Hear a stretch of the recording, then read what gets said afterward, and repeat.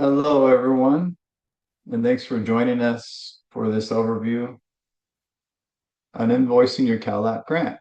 My name is Adam Van Winkle, and I'm with the California Energy Commission unit that administers this program. Next slide, please. Here's a quick overview of today's topics. This should take about 5 to 10 minutes. We'll focus on how to invoice your CalAPP grant, followed by a Q&A session. Next slide, please. Only jurisdictions that were awarded a CalAPP grant will be eligible for invoicing at this time. This is not a new funding opportunity. Please remember the liquidation deadline for CalAPP is June 30th, 2027. So submit all invoices by April 30, 2027 at the latest to allow for adequate processing time. These sessions are a chance to ask questions, gain some guidance on submitting your CalAPP invoice. Please visit our CalAPP webpage for more info and answers to some of your questions. Next slide, please. CalAPP program awarded 345 jurisdictions for a total of almost $19 million. To date, the program is invoiced a little over 4.6 million of those funds from about 183 total invoices. Many jurisdictions still haven't invoiced their grants yet, which is why we're holding these office hours. Next slide.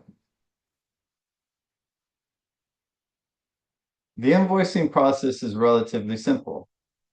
First, you will need to determine your expenses that are eligible for reimbursement. We cover that more in detail on the next slide. Next, complete the forms and submit them to the CEC. A how-to video is available on the CalAPP webpage. Be sure to include paid receipts for both materials and miss and all other cost categories. Then the CEC will either approve the submission or request edits. If edits are needed, we'll email you with the request. Once the invoice package is approved, a payment is processed and sent to the jurisdiction. Please keep in mind this can take up to about 8 weeks. Please note that each jurisdiction can submit more than one invoice or until the grant funds have been exhausted. Also of note, the entire grant amount can be claimed with the first invoice. Next slide. Here is an overview of what we can and cannot reimburse. A complete list can be found in our solicitation manual. We expect most applicants to use funding to reimburse staff time spent integrating a permitting platform. For CalAPP Plus or Symbian users, this includes work done with those teams during integration. Funds can also cover training and education for staff and local installers. If your jurisdiction has already adopted and launched a platform, reimbursements can still be invoiced. The key point for unallowable expenses is that we cannot reimburse any activities that occurred before the grant was officially executed. Only activities performed after the execution date are eligible for payment. If your jurisdiction already uses a platform like CalAPP Plus or Symbian, some costs may still be reimbursable. For example, we can fund maintenance such as adding support for energy storage or related permitting. Next slide, please. The first is the invoice template with the, pardon me, let me back up just a second. Here are 3 forms you will need to submit with your invoice. If you don't have the forms, just let us know and we can send them to you. The first is the invoice template with the amounts. The second is the supporting document form with a breakdown of the amounts. And the third is the self-certification. When you complete these forms, you can email these forms to us. If there are any errors on the forms, we'll simply request those corrections. No problem. Next slide, please.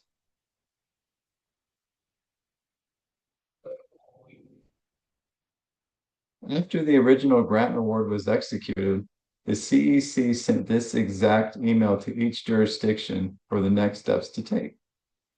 That email included the forms you need to invoice your grant. If you can't find it, no worries. Just let us know and we'll resend the forms. Next slide, please. This is a tutorial video on our website that explains how to complete the 3 forms and submit your invoice package. We encourage you to watch it first, as it may answer some common questions that you may have. Next slide, please. Now we'll move into our questions and answers segment of this office hour. This is a chance to ask any questions you might have about submitting an invoice. The purpose here is to develop a helpful dialogue. All questions are welcome. We will do our best to get those answered. For more complicated issues, we may need some more time to get back to you via email. Our goal is to approve at least about 14 million in invoice funding from now until the end of the program.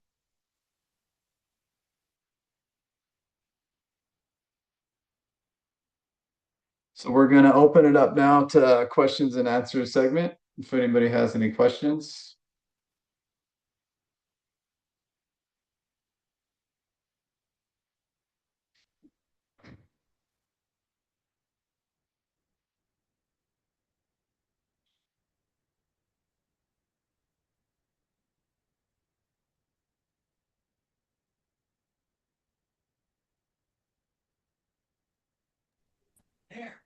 Perhaps we can play the video.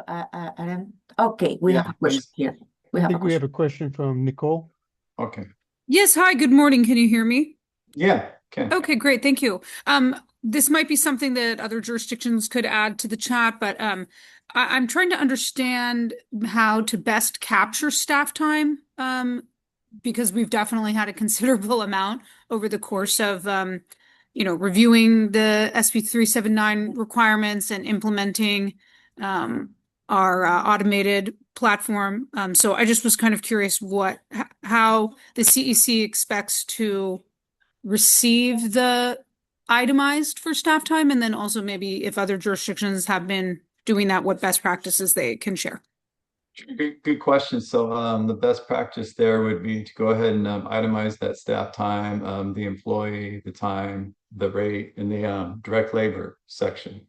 So the direct labor is a category in the invoice template, as well as the supporting document workbook.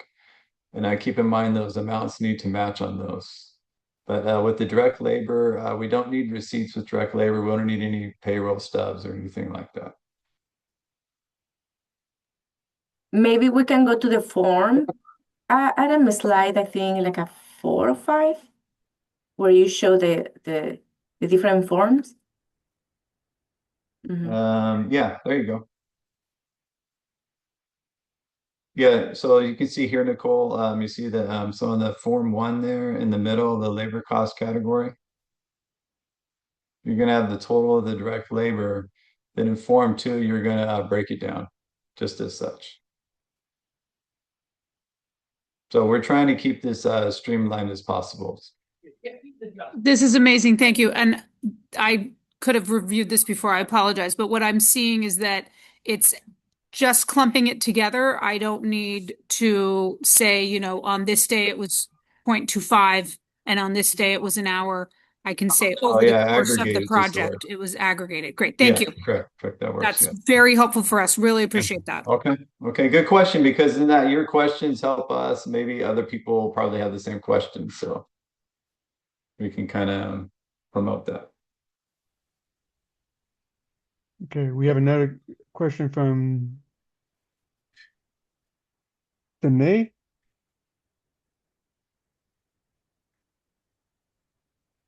This is Danae. Can you hear me? Yes.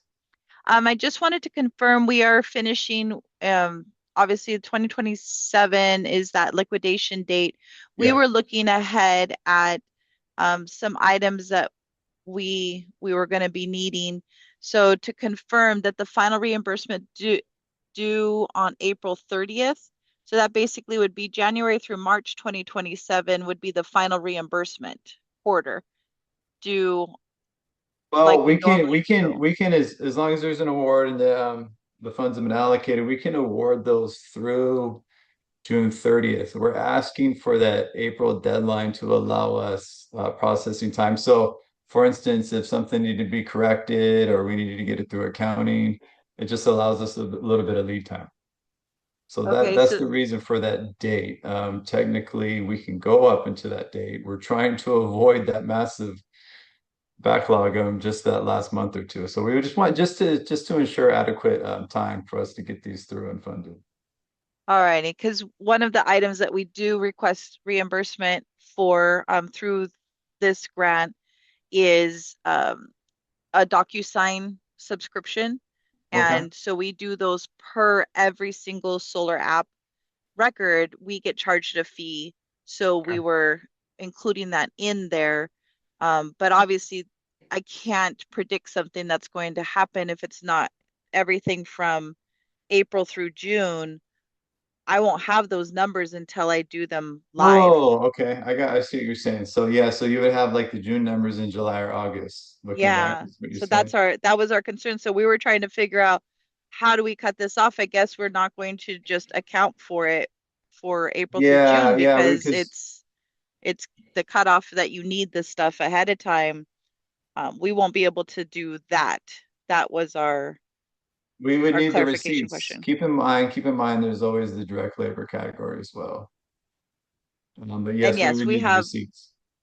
we have our direct, so for us, it would be more prudent to just basically have all of our receipts and everything basically at the January through March 2027 reimbursement, some clarifications that we're going to be working on our solar app automatic permit. So like everything needs to be done basically by the end of March so we can get it to you all in June.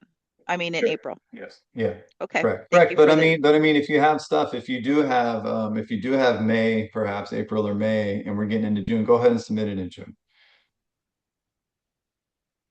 I mean, we're going to okay. try to get that done. We're just preempting that, saying, okay, we're asking for a little bit of lead time to make sure we can deliver on that, but we're still going to do what we can going into June. Because we're always submitting it by the deadline each quarter. So it's not like we have a backlog like it seems other jurisdictions seem to have. So for us, it's pretty simple to have it done April through June to have it done mid-July. But is that too late? That's too late. Yeah, it's got to be funded out the door June 30. June 30th. Yeah, So that's what we're looking at now. I mean, if there was some kind of an extension of the date, I've seen this in other programs. I don't want to promise anything with that, but right now it's June 30. okay. Let So me if I had April done, but I'm still not going to have April done until May. Yeah, I go won't ahead and have those submit. Like I said, numbers. we're still going to be it's not a hard deadline. We're just asking that to have enough time, but we're anticipating stuff coming into May and June, but we just don't want them all. We don't want everyone to wait until Gotcha. May and June. That's kind of like, okay, so then we have 200 of these things in May and June. All the Yeah, procrastinators. Okay. yeah, we're All trying to right. avoid that because maybe it is direct labor. Maybe you're invoicing the full amount and Yeah, no, it's just the wrapping up of the program. yeah, So yeah, these are good questions. Thank you. thank you. Danae, Yes. have you submitted invoices already? Oh yeah, we've been Okay. submitting since the beginning of the grant. We submit every quarter. Okay. So for City of Moreno Valley, yes. Okay. It's not that you are waiting until the end to Oh submit yeah, definitely one month. not. Okay, cool. We're Gestapos on that. We submit our stuff every quarter for every grant. Good. It's Mm. good. Tell every other the other jurisdiction do the same. Yeah, it's good because you have your records in front of you. I mean, it's a common question. It comes up, oh, the staff turnover, or we don't know what happened a year ago. It's good. You're keeping up on it. Yeah. Thank you. Okay.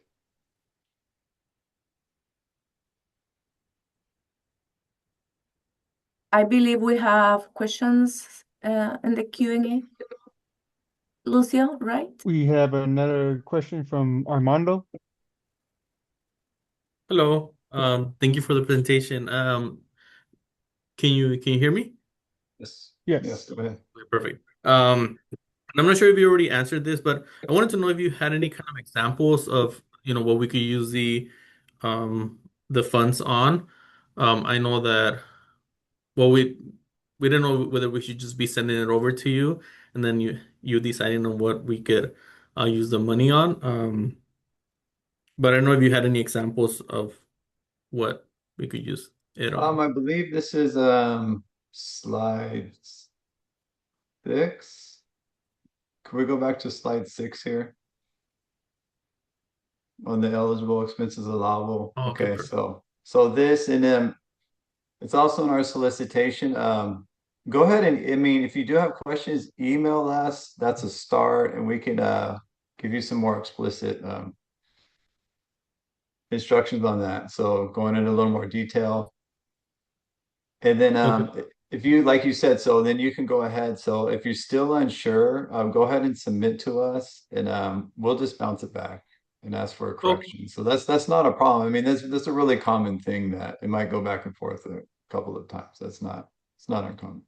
Okay, perfect. Yeah, sounds good. Thank you very much. And then Yeah. just to double check the email, what email should I be sending my I questions? used into the CalAPP email. Okay, perfect. Sounds good. I'll go ahead and do Yeah, that. yeah. Also, we We have a can, video, Armando. We have a video with we explain all the process and all the expenses that you can claim. Is it the video that you already sent in the chat? Yes, exactly. We can play Okay, the perfect. video in the end as well, yeah, so yeah, people Okay, can that's all. see. sounds good.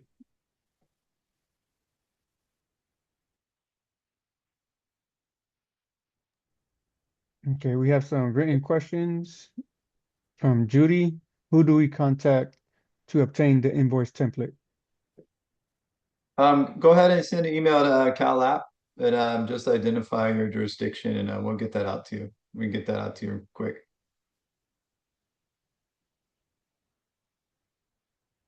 Okay, another question from an anonymous. Can you clarify that the subscription fee for our permitting system, Energov, or other jurisdictions we pay can be used for reimbursement? And Correct, for correct. 2 years, So up to 3 years from subscription fees from the time of adoption. for 2 years after implementation, right? Correct. Can Yeah. we use the whole amount or just a portion of the fee? Please clarify. You can invoice the whole amount of the fee up until your grant award. So your grant award would be the limit. Could you guys repeat that? That seemed very important. Sorry. Oh, the subscription fees? Yes, we can Yes. reimburse for subscription fees. There's not a specific amount we can reimburse subscription fees. It's a 3 year. So on the solicitation, we can go up to 3 years after the award and implementation of And the. is that the subscription fee for a automated solar permitting specific No, platform yeah, or for it's your often online? people have like Intergov, people have a software that runs in conjunction with Solar Plus or Symbian to help integrate into their system. And That is amazing information. Thank you. we've seen that quite a bit. Sure.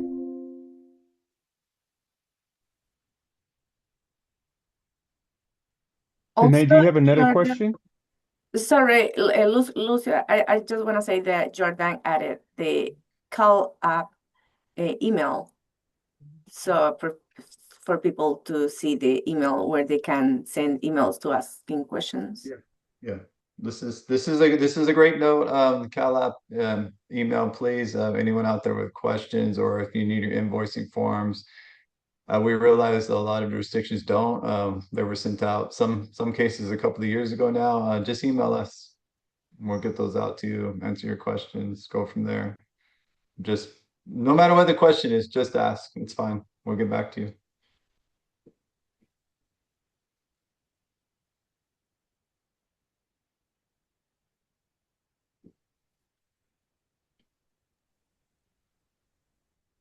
Okay, we have another question submitted in regards to the Energo EPNL system question. We are also using Tyler Assist for purposes of our permit module and solar app functions through the same vendor. Can we just invoice for the cost of that? Yes, you can. As long as it's applicable to running your online permitting platform. Yes, you can. We've seen that. Any cost directly related to getting your online permitting platform up and running, That's the idea of this grant award program. And there's a few stipulations that's laid out in the slide and all those the solicitation. And if you're unsure, go ahead and email us. And if you think you're ready to submit as well, go ahead and submit. And if we have questions, we'll ask you about those. But sometimes just submitting them, getting the forms as close as you can is a great starting point as well.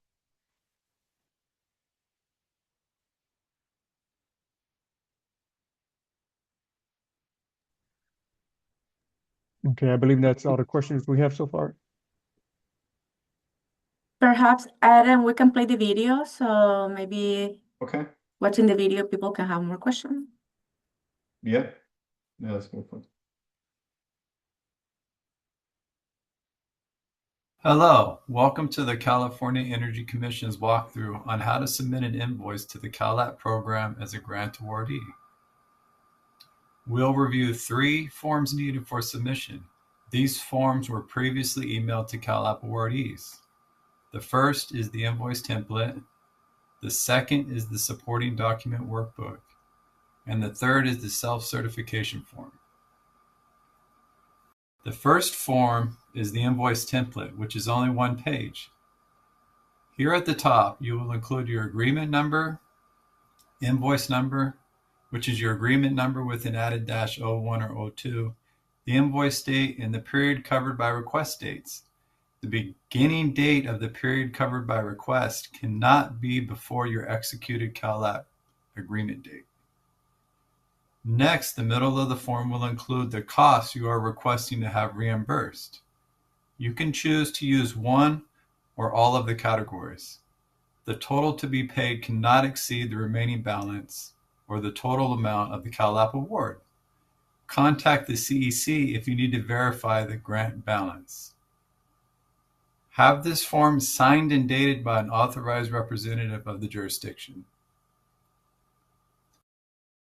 The next form to complete is the invoice supporting documentation form. Please review the instructions tab for key points. There are 3 tabs for cost inputs corresponding to the 3 categories on the first form: direct labor, materials and miss, and all other costs. Some allowable costs are ongoing staff labor associated directly with the adoption and/or maintenance of a platform, third-party consulting costs, essential hardware costs, and up to 3 years of paid subscription fees. The categories and amounts must match the invoice template form. There's an important note here. The CEC will need copies of paid receipts for costs associated with the categories of materials and miss or all other costs. Please attach them to your invoice submission.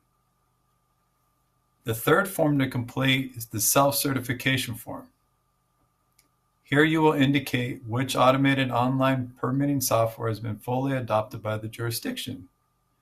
Next, you will certify that the platform is eligible for reimbursement and that all reimbursement activities have occurred within the grant term. Note here, SolarApp Plus and Symbian are eligible. A custom platform will need further verification by the CEC. An electronic or wet signature are both okay. If you need these forms, let us know by emailing calapp@energy.ca.gov and we'll send them to you. Thank you for following along. We hope this demonstration helps in the submission process. Please email the forms or any questions to us at calapp@energy.ca.gov when completed. There is also useful info on our website. Is this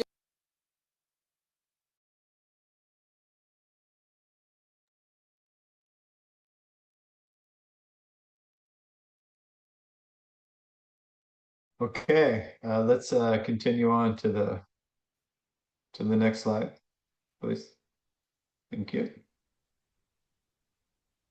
We have additional questions. Okay, let's go back to some questions.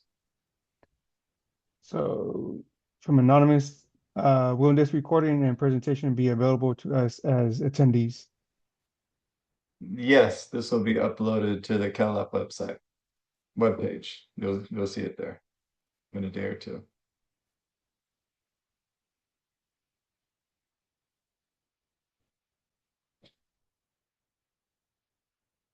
Okay. Here are some key reference points.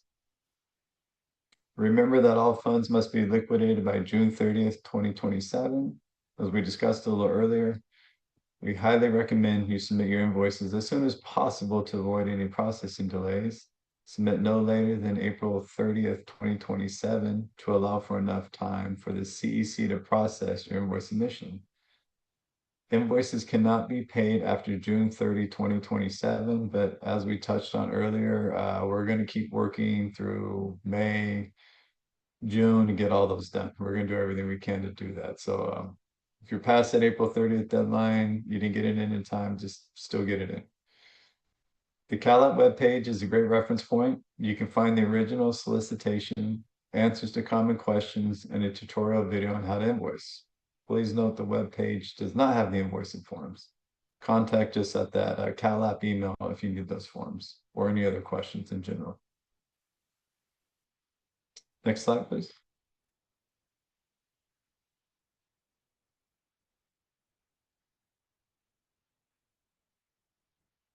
So moving aside from the CalAPP discussion for a minute here, we would like to announce the requests for participation of jurisdictions in the CEC program, the V2 GEL. This program is streamlining interconnectional and permitting for bidirectional vehicle chargers. They are currently redesigning the V2 GEL page and would like to consult with AHJs to make it as useful as possible for permitting. Please send an email to this address here if you'd like to connect with them and participate by August 1st. So if this is something you're interested in and or making a comment, get back to them by August 1st. Next slide, please. Thank you for your time. That concludes our overview of invoicing the CalAPP grant program.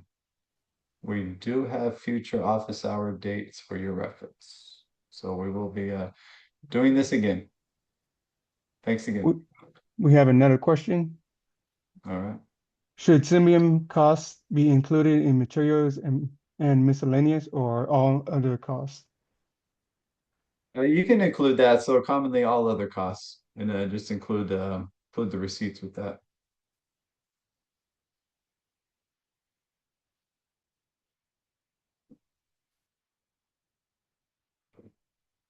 Good question.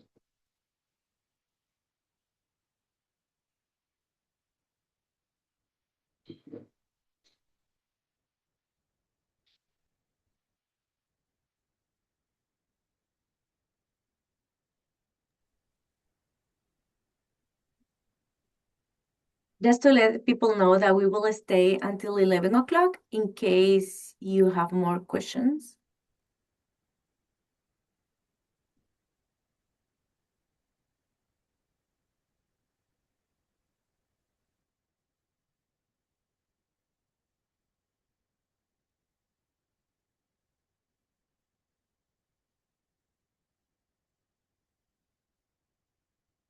Yes, and to reiterate, if you think of something later after this, something comes to your mind, go ahead and email that CalAPP at energy.ca.gov email, and you can ask the question then.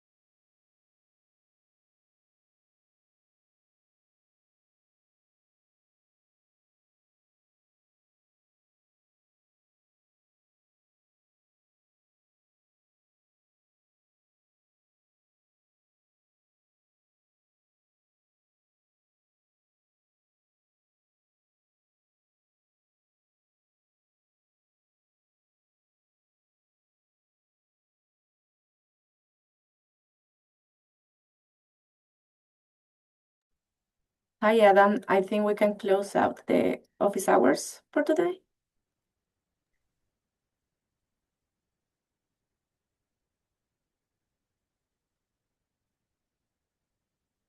Okay, thanks for everybody who joined office hours today. We had some great questions. Again, there's lots of info on the CalAPP webpage at the Energy Commission, and also questions. Some have already emailed the CalAPP at energy.ca.gov email. Resources there. I will answer the questions coming through the email. And please note, we do have another office hour, September 16th at 10 a.m. that is already scheduled. Thanks again.